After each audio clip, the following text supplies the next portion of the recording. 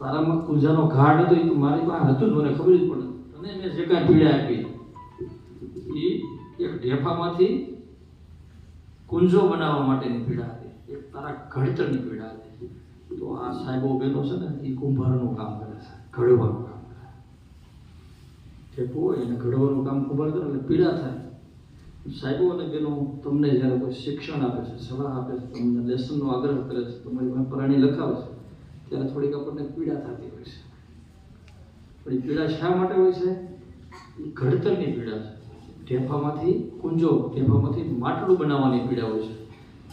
જે પીડા હસતા મોઢે સહી રહી છે એનું મૂલ્ય વધે છે. ઢેફાનું મૂલ્ય કાંઈ નહોતું, એ કુંજો બની ગયો, માટલું બની ગયું, એટલે કિંમતી થઈ ગયું.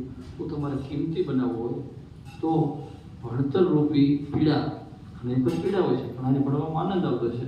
તો આ ઘડતરની પ્રક્રિયા થોડી હાર્ડ તો હોય છે. અમારો સંદેશ બીજું કે ઘણાના સ્વપ્ન એવો હોય કે ભણી ગણી ડૉક્ટર થવું, એન્જિનિયર થવું, સારી બાબત છે, એ થઈ શકે. પણ બધા એ નથી થઈ શકતા, બધા એન્જિનિયર નથી થઈ શકતા, બધા ડૉક્ટર નથી થઈ શકતા. કોઈ સારા ગાયક કલાકાર પણ થઈ શકે. અને એક ગાયક કલાકાર હોય તો તમને ખબર છે, તો બહેનો છે, બહેનોના મને ભાવ નહીં નથી, પણ માનો કે કીર્તિદાન ગઢવી છે તો એક રાતના ભજનના પ્રોગ્રામમાં કેટલા રૂપિયા ખબર તમને? 20-20 લાખ રૂપિયા એક જ કાર્યક્રમ.